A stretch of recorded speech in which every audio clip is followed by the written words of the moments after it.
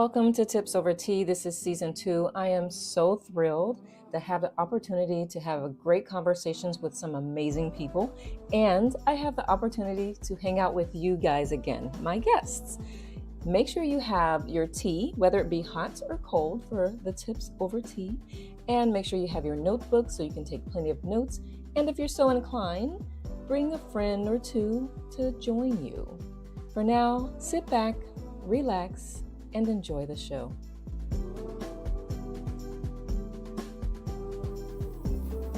Hello, everyone. Welcome back to Tips Over Tea. I am thrilled to have you here, and I am also thrilled to reintroduce you to Sonya. She was on our show last year as well, and we just had to have her back. Sonya, thank you so much for joining us today. Thank you for having me. Absolutely. So excited to be here. Yay. A lot has transpired in the year. We were conversing earlier. She's written a book. She's gone through this journey, and we kind of talked about it on the show before, but the work having autistic children in that journey. And I have invited her because I know that the inner relationship for me, which is why I do this in the coaching, that's the foundation of being able to be resilient and survive the challenges in our life. So I would love to touch on that journey, and then how it also led to you writing the book, if you're cool with that. I am. Cool. Thank you for having me. And I guess I should start with introducing the book. The book is entitled Moving Forward, Details of an Autism Journey. Mm-hmm. And it was published in October of last year. The journey actually started over 20 years ago, and I spoke on this the very first time that you and I had an interview, but when my second son was diagnosed with autism, he was 2 years old, and now he's 22. He'll be 23 in April. And we all have stories within us, right? We all have a story. We don't always share our story. And I wasn't really sure. I've shared my story over the years with individuals, one-on-one. Yeah. Maybe a little bit of the story in a larger group setting, but not the complete story. And it was towards the end of 2022, I think it was. I started to the seed was planted. Mm-hmm. I wasn't sure. I prayed about it. I always pray about everything. And January of 2023, I received confirmation that yes, like we talked about earlier, okay, should I even pray about it? Because the answer is yes, probably. Careful what you ask for. I know, right? So it was just such a huge yes. I was like, wow. And my prayer journey is so special. My relationship with my higher power, and my higher power is God. Mm-hmm. So my relationship with him is just very special to me. Mm-hmm. And I'm a busy mom of 4, even though most of my children are grown and they're out of the house. I have still 2 here at home. So I'm still busy. I'm married, and I'm just very active. I have to have space one-on-one. And that is my prayer time. That's when I connect. So it's important for me to be still. Mm-hmm. So in my stillness, I prayed and I asked, should I pursue writing a book? The answer was a huge yes. So then I've never written a book before. I don't even like to write. My hands will always get tired. I was like, are you sure? Write a book? And so I was like, okay. And I also have grown in my spiritual journey. And so I knew if I received yes as an answer, it was important for me to follow through with that, to be obedient. Yeah. I had to do that. Yeah. So, and everything lined up, and we talked about alignment, how it flows when you're on your purpose, it flows. There were 2 different, I wanted to choose a writing coach to guide me through this process. 2 different ladies came to mind. I prayed about that. And it was one of these situations, and I'll tell you, I can still remember the day. It was a Tuesday. My youngest son, who is 13, he was playing basketball for our rec league. We were at the park that morning. I had prayed, and I asked God to just show me which one of these two ladies. They both seemed really nice. I vibe with both of them. One a little bit more than the other, probably, but anyhow, I asked which one should I choose? Like, they're both great options. Which one do I go with? So later on that evening, we're sitting in the parking lot. My son is about to go in to play his game, and I get a message on my phone from one of the ladies. And I hadn't spoke at this point. I had not spoken with her for maybe a month, at least 1 month. Yeah. And she was like, "Hey, how are you doing? I just want to reach out to you and check in." And so I was in shock. I was like, "Oh my gosh, that was quick." And I reached out and I asked her, I said, "What made you text me not now? Like, why did you reach out to me right now?" And she said, she just felt inspired to. God told her to do that. I was like, "Oh my goodness." So that was clearly my answer. And I knew I was on the right path. I had to do that. We started this process the end of January, first part of February. And I didn't know how long it was going to take. Like I said, the book was published in October. So, and it's important for me to share the message. It's about the early journey of our autism. Yeah. This will be a series. Now, my son is 22, almost 23. He is in college. And when the book first started, he was just diagnosed. He was nonverbal on the spectrum, terrible tantrums. At my initial prayer, even then I was praying, like when we first got the diagnosis, I was okay with that. I just needed to know what was going on with him. We didn't know. And I prayed and I asked God, I said, "Okay, Lord, once we got that diagnosis, I said, now you have blessed me with this child. I need help." Because I don't know if I shared before, we had fertility issues initially. And I wasn't sure if I could, get pregnant again. Yeah. And so I was like, this is a blessing. Yeah. This is a blessing. So now that I have this blessing, I need you to help me. Yeah. And so he helped me along that path. And he introduced us to different doctors, holistic naturopath doctors. And we did a lot of different holistic things. And we talk about that in the book. Like, that's one thing I really love about this. This is a way for me to get the message out to other parents without necessarily having a coaching session with them. Yeah. If life gets busy, it's a short, quick read, but we talk about nutrition. We talk about the different types of therapies that happened during that place. But it was from the time that he was first diagnosed up until elementary school. So there will be another book, because I want to talk about now, like how he's doing now. Yeah. And it has been a journey, and the journey continues. Yeah. So when he was first diagnosed at a young age, it's clear you have a strong faith. You had that. What are some of the things that you see with clients that you work with who not necessarily have a good relationship with God? Like, what are some of the challenges that they've had to work with? Because I know sometimes they could feel like guilty. What did I do wrong? And like that interrelationship part of from diagnosis and then just on beyond that, like when they first learn about it, what are some of the challenges you've worked with people through?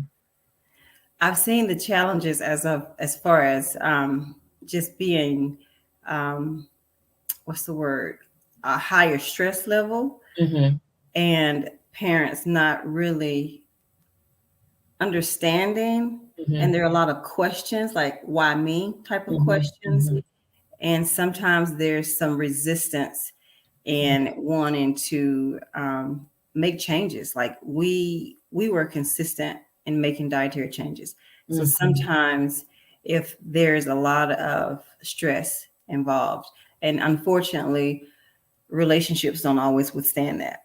Yeah. And so I have seen some couples divorce because it's a challenging responsibility to take care of a child, almost any child, any disability, but a child with autism, it can be, depending on where they are on the spectrum, it can be very challenging. And so I have seen some couples split up, and that's unfortunate.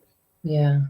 So what were you with you and your husband? What do you say helped you guys like just bond together even stronger to navigate those waters as you learned? It definitely has been our faith. Like, we both have a strong faith, and we pray together, Mm-hmm. and that has helped a lot. We Mm-hmm. also, we trust God. We trust God, and my husband is very supportive. Like, that really helped a lot. Like, I have seen that, and I don't know if we would be so, what's the word, would have achieved so much with our son's progress had I not had the support. Like, but he was very supportive. Changing your diet, most people don't want to do that. Most men do not want to change their diet. Facts. Let's just be real. Yeah. But that's been a blessing. He has been on board 100%. Like, he's like, okay, I'm here for it, Yeah. And so that has just the unity that we have together. And we try to still have date nights, like not as often as I would like, but that was important. Like, early on, when our son was, I'll say, very exhibiting a lot of the symptoms of autism, it was important for me to have a break, because I was a stay-at-home mom, and it was important for me to leave sometimes so that I could have peace of mind. And he sometimes would just push me out the door. My husband would just push me out, just go, I'm here, it's okay. And that's what you need. And so if there's a single parent, that's hard to do. That is very, very hard to do. And so it's the support is essential. You have to have support. Yeah. I appreciate that you recognized that you needed to take a break, because I can imagine. So guilt is one of the biggest things that I work, like people come to me, they have guilt, anxiety, and stress are the biggest things that people come to me. And I heard of mom guilt, because I'm not a mom, but I hear of mom guilt just not even with a child on the spectrum. So I appreciate the fact that you recognize that the way you can best be for your child is to take a break from the mom duties that you were doing. Yeah. How did you know that from the beginning, or is that something that you kind of learned through educating yourself with self-care and like making sure well,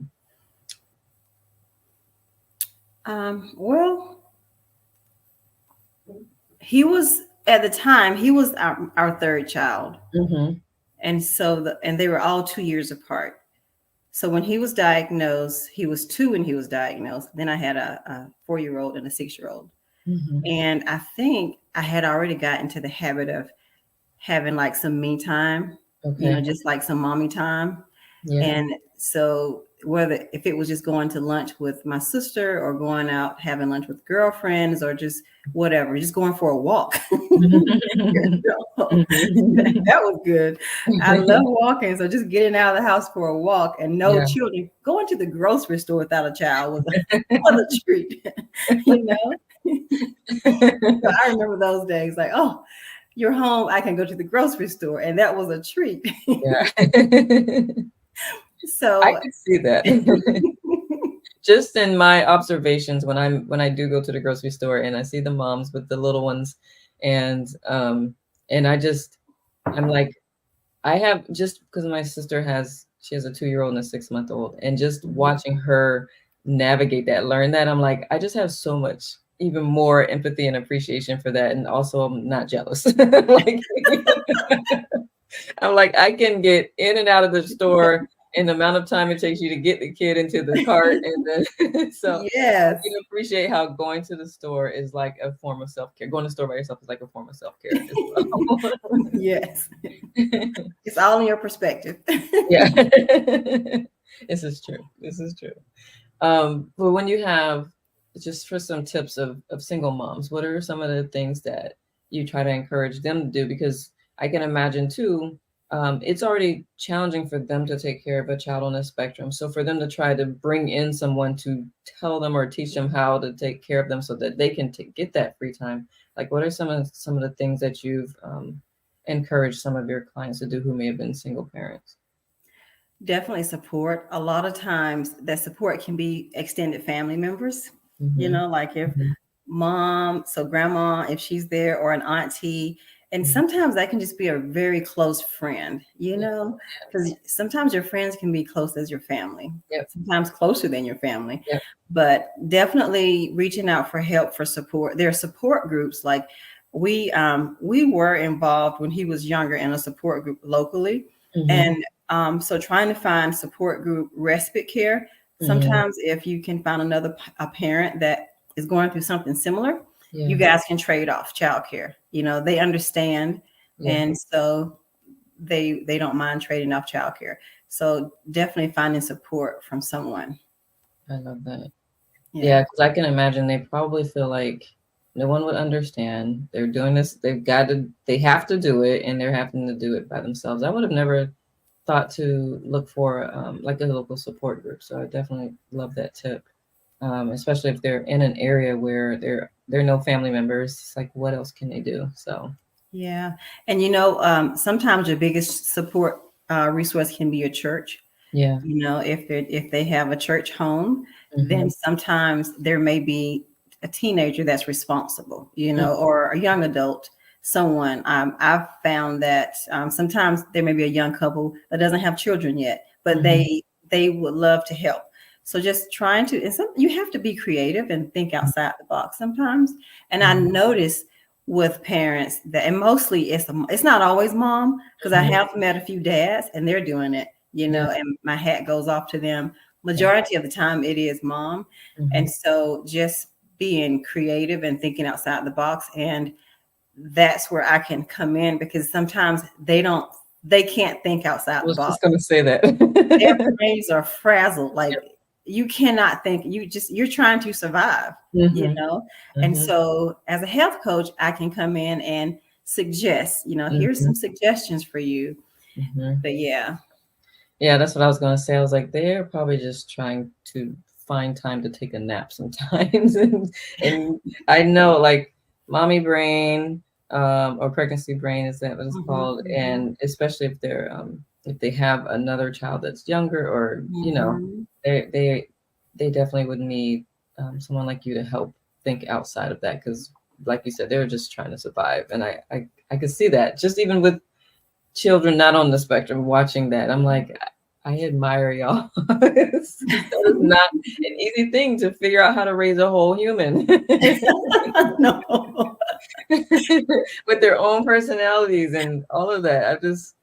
It's so beautiful, and I just kudos to them, to the parents. That's all I Yeah. gotta say about that. Um, so on the spectrum, because I was working with people who have children with ADHD, and I understand, and I know that diet plays a huge role in the Mhm, way, like, they'll go crazy as crap. A lot of times it's the sugar, and they're mhm, like a whole other kid when they don't have that sugar. So what mhm. are some of the recommendations, tips of dietary choices that for parents with a child on the spectrum? This is my favorite part. I'm so glad you asked that question. I love talking about food. I love that part. I do. Yeah. My Yeah. favorite. So I have a whole program that we talk about with diet. And Mhm. I want the parents to see that there's a direct correlation. We connect the dots between food and the behavior. So Yeah. it's really typical kids too, neurotypical kids. Like, Yeah. and that's something that I talk about in my book. Like, Yeah. there's a chapter on food additives. So we Uh-huh. talk about artificial colors. And Yep. a lot of parents think that it's only red dye 40. And so I educate them. It's really all colors, all Mhm. artificial colors, Mhm. certain preservatives we talk about, and MSG, and the Mhm. many different names of MSG. Mhm. We talk about that, and I want them to know sugar is definitely part of it as well. Mhm. But it is such a eye opener. Like, we had our own little, I call them experiments when my kids were younger. you know. Yep. Because when now I have 4 kids, but at this time, the time of the book, it was just the 3. So my 6-year-old diagnosed with ADHD, the 4-year-old was neurotypical, and the 2-year-old was diagnosed with autism. Oh my And goodness. so we had 2 with special needs, right? Bouncing energy all over the house. And once we changed the diet, oh my gosh, Nikki, my prayer initially was, Lord, I just want the tantrums to stop. I wanted the tantrums to stop because they were driving me crazy. Well, I found a doctor. He was a holistic doctor and he helped us. He talked about dietary changes. Once we changed the diet within 2 weeks, and everyone is different, but within 2 weeks, and this was for everybody in the house. All the children were impacted by this diet. The behavior calmed down, the tantrums stopped. My child that was diagnosed with autism and the ADHD, tantrums stopped. And the neurotypical kid, he wasn't off the walls, but he calmed down. And there was a test that one weekend, my husband took the neurotypical kid, I'll just say the neurotypical kid, took him to the mall. When he came home, he had blue lips and a blue tongue. Oh no. And he was running through the house. Girl, he had taken him to the little, the little machine, the gumball machine. Yep. Right? And I was like, and there's evidence all over his face. Oh my gosh. And this was the one not diagnosed with ADHD, not diagnosed with autism, the typical kid. Yeah. So that's why I try to explain to parents, it's not good for any of them. Yeah. None of the children should have that. But it was like, oh my goodness, this is crazy. And my husband didn't do that anymore. I'm sure he did. Last time. I can imagine. I can imagine. I could just see, like, you could probably make you need to get an artist, a cartoonist, to just draw that sketch, that scene, just like that's before, after. Oh my goodness. Yeah. I can imagine that was like, got it. We're not doing that again. Yeah. I love that. I can definitely, and that's an immediate like shift, right? And you did say like everybody is different, but a lot of times like the change can happen pretty quickly because your body knows what to do when it's given the right stuff. Yeah. Right. So that's why with just my grown-up clients, I have those conversations about like really pay attention to how you feel after you eat certain types of foods, like 30 minutes before, after, an hour after, the next day after. You get headaches? Do you feel swollen? Do you feel like all that stuff? Just like really, what's your mood like? Are you grumpy? Just pay attention to that stuff because it really does affect the physiology, the psychology, all of that with certain foods. And so I appreciate that you not only you sought out the information and you implemented it. Were you a health coach before you had to figure that stuff out with the kids? Okay, no. That makes a lot of sense. No, you know what? Because of that, I became a health coach. I was my previous life. I was a nurse. And I never worked with children though. I work with elderly. I was a home health nurse. And I stopped nursing when we decided to have a family. I wanted to be a stay-at-home mom. Yeah. I told you it took a few years, with their fertility issues. So, we got pregnant. We adopted our daughter and then we got pregnant. And then it was a few years after that, we had the second son who was diagnosed with autism. So and at one point I had all 3 in diapers because it was hard for her. She was a special needs baby. She was born weighing 1 pound, 9 ounces. Oh my goodness. Yeah. So she had a lot of neurological delays. So it was hard for her to potty train.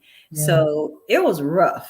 At one point it was really rough, but it was just, I helped once I learned, like once I found that holistic doctor and the naturopath doctor, and they got me on the right path, nutrition wise, and we implemented those in our diet, and we were consistently doing that. That is so important. You have to be consistent. It's not really a diet, it's your lifestyle changes.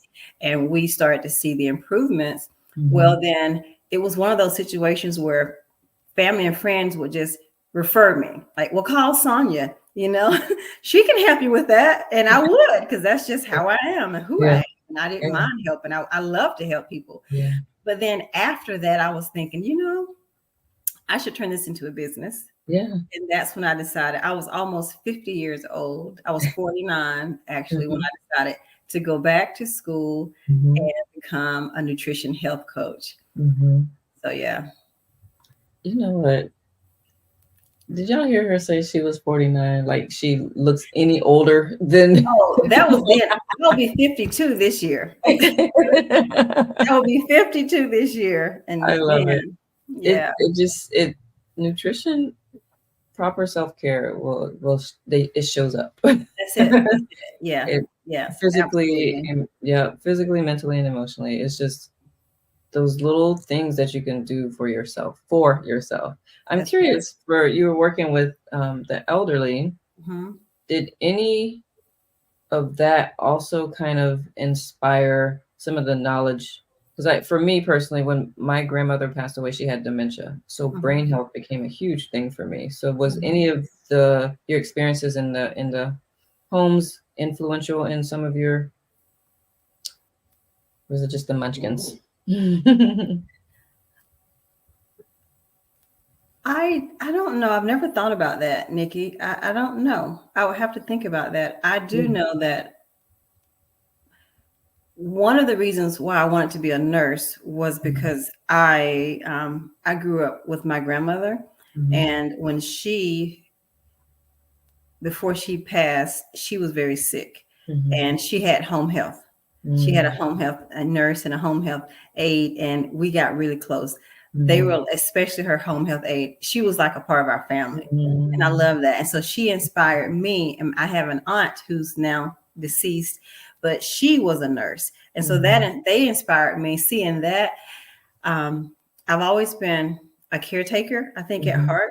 And so I knew I wanted to be a nurse, but then at some point that being a mom kind of overtook that desire, you know, it's like, no. And so I don't know. I don't know if working with the elderly, because there wasn't a certain population, like they weren't like dementia patients or Alzheimer's patients. They had a variety of, you know, issues, diabetics, high blood pressure, you know, sometimes they had wound issues and we had to take care of that. So that really, I don't know. That's cool. I mean, I was just curious. It's cool. It's cool if it's not. You found where your gift lies, like you taking care of people in general anyway, and just helping the parents who are struggling with learning how to navigate the waters of children on the spectrum. Because I can imagine, like, especially if parents connect, like physically, emotionally, whatever, and then if depending on where they are on the spectrum, they don't connect so well like that. It's like, how does that affect the parent mentally, right? Like, am I getting through to my child, and are they feeling the love? You know, like if they don't feel the love reciprocated, not because the child doesn't love them, they just don't know how to express it. Like, I can imagine that can be challenging too. That's true. That's very true. And I try to, as I help parents, I try to help them to understand that as we go through the process of changing the diet, adding in certain supplements, the brain heals, because there's a lot of inflammation in the brain, and the inflammation goes down, the brain is healing, and they come back, you know, like, and for me, he was not one that I couldn't touch. Some kids on the spectrum, they don't want you to touch them. They don't like touch. He was never like that. So that was a blessing, you know, but we had the blank stare. Like, I'll never forget taking him to, and I didn't want him to go to preschool at the age of 3, but it was for his benefit that we put him in a special needs pre-K. So we did. And I remember taking him, and then his little face, that they have this blank stare, like they're looking right through you. They cannot see, but they look right through you. And I just remember that stare as I would drop him off. And I don't know if he really understood, but he would go to the window and he would just stare out the window, But as the diet changes, we saw it. We noticed that their behavior changes. There's so much research out there. The food really does make a difference. And a lot of these chemicals are toxic, and they're just poison for the body, especially the brain. Yeah. So that makes a difference when they start to implement the program. They start to see changes, and that makes it worthwhile. I bet that I could just imagine just tears of, because that's what I just felt right now as you were saying that, like as they see them smile for the first time or show an expression or something, right? Yeah. Or they look at you, because sometimes they don't give you eye contact. Oh my gosh. I can still remember the first time we were in church and we were singing, and he just looked up at me like he actually knew what I was doing. Like, I was like, wow. Oh my gosh. Love that. It's like they're in there. They're in their little bodies. We just have to help them to come out, Yeah. So That's beautiful. I love it. Well, thank you for doing what you do. And just keeping parents encouraged, because you can adopt a puppy, and if they don't work out, you can take the puppy back. You can't do that with the munchkins. Like you can't. And so giving them just the tools and the support that they need to have a better life for themselves and their child is it's so key. And I really appreciate that you have listened to your calling and just stepped up and helping with that. Yes, thank you. Thank you for your platform, for the opportunity to share, to just educate the world that there is another solution. That's important for me to let parents know. You don't have to settle for that diagnosis. That's great. You get the information, and now you can do your research and your homework. What else? What other options are there? Like, that's the thing. Like, there's so many options out there now. We had to change his diet. Gluten-free back then was tough. Now it's more convenient. Yeah. Yes, I love that. Thank you. You're welcome. How can people best get in touch with you? It's going to be in the description as well, but how can people best get in touch with you? Well, my website is www.beyondradianthc.com. The HC is H as in health, C as in coach.com. And I'm on Instagram at Beyond Radiant 422 and Facebook Beyond Radiant Health Coaching. I love it. Yay. All right, you guys, reach out to Sonya, or of course, if you know someone who could benefit from working with her, send them her way. Get the book, and we'll have a link to. Do you have a Kindle version as well? I do not have a Kindle version. Okay, no, not yet. No worries. We will still have a way of getting that book in their hands. That's right. Awesome.